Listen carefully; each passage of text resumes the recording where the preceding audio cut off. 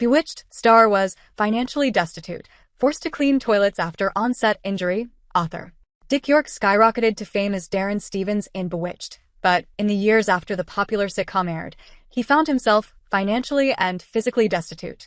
The actor, still recognized as the husband of a nose-twitching witch, died in 1992 at age 63. For the show's 60th anniversary, a new independent documentary by Daniel Henares explores the sitcom's legacy and why York ultimately gave up the role he loved, People magazine reported.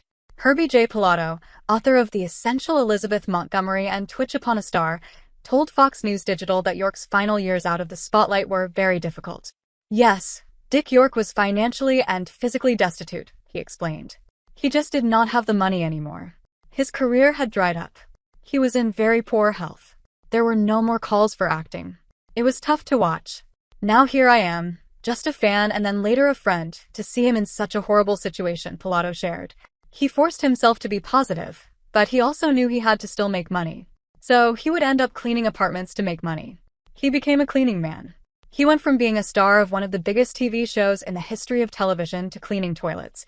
It was humbling for him, and he never complained about it, but it should not have happened. York's problems started in 1959 while he was on the set of the Western film They Came to Cordura. According to the Los Angeles Times, York and several other actors were shooting a scene on the second-to-last day of filming that required them to lift a railroad handcar. When the director yelled cut, everyone let go, except York. According to the outlet, the car fell on him. His spine was wrenched, and the surrounding muscles were torn. The outlet reported that York didn't seek medical attention, and instead, he worked through the pain for years. The discs in his spine slowly crumbled and eventually became hunched. He also shrunk from more than 6'1" to 5'10" or so. By the time Bewitched premiered in 1964, York was addicted to painkillers. According to the outlet, he took heavy doses of sleeping pills, cortisone, and other medicines, anything to alleviate the crippling pain he couldn't escape from. He never really recovered from the pain, Pilato explained. He missed 14 episodes.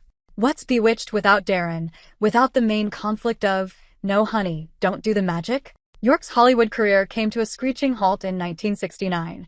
At the time, he was being hoisted onto a platform to film an episode of Bewitched when he collapsed and passed out from the pain, People magazine reported.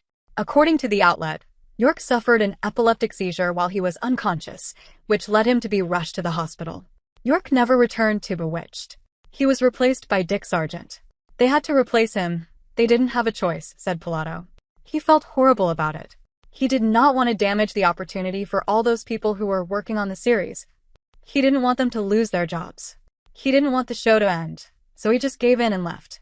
However, he did tell me that if he had that summer of 1969 to fully recover, he felt that he would have been able to finish the show. York later admitted it was the worst day of my life. Knowing the good person that he was, he felt, of course, devastated that he had to leave the series and that he would be out of work, said Pilato. He felt devastated for everybody involved. He knew he was throwing everyone in turmoil. What are they going to do? What's going to happen to the show? Is it going to end because of me? Is it going to fail if somebody else comes along? All of those things were going through his head.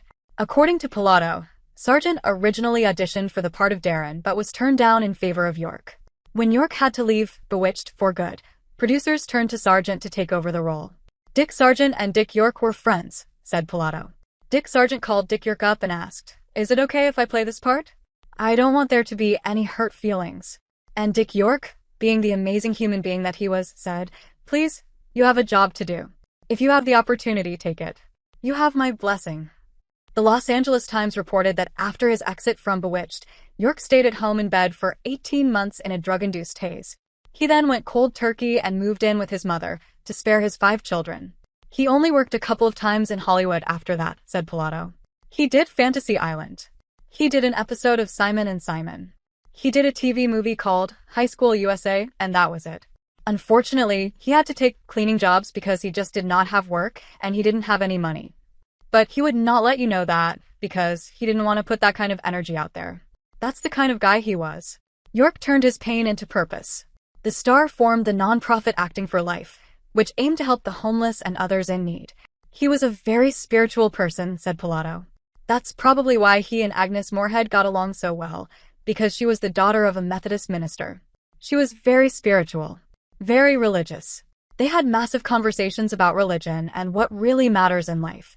Developing a non-profit organization dedicated to feeding the homeless was a natural outgrowth of who he was as a human being, Pilato shared. He knew that his acting career was over.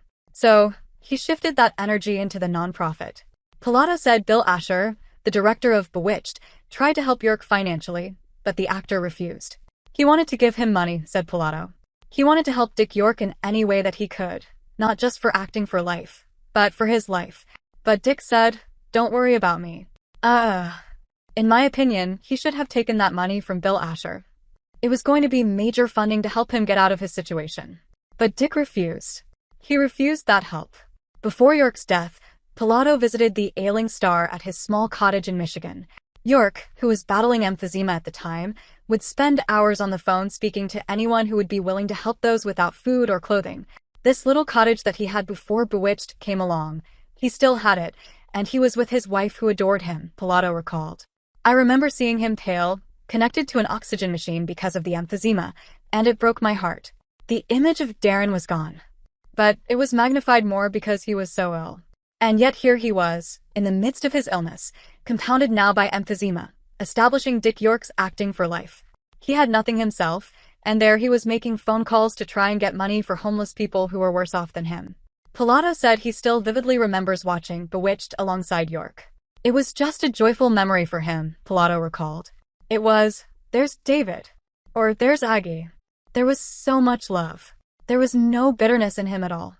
The only thing he wanted to make clear was that he always felt that Darren was too harsh on Samantha. He saw The Witch as a love story.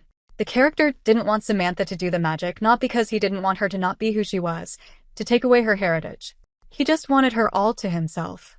He didn't want anybody else to have her. Today, Pilato hopes people will see a different side of York. The legacy of who he was as an actor was phenomenal, said Pilato. He could do anything. The legacy of Dick York as a human being, he was one of the most beautiful, dedicated, loyal, kind human beings. And yet he does not have a star on the Hollywood Walk of Fame. That needs to happen, Pilato reflected. Dick York needs a star on the Hollywood Walk of Fame.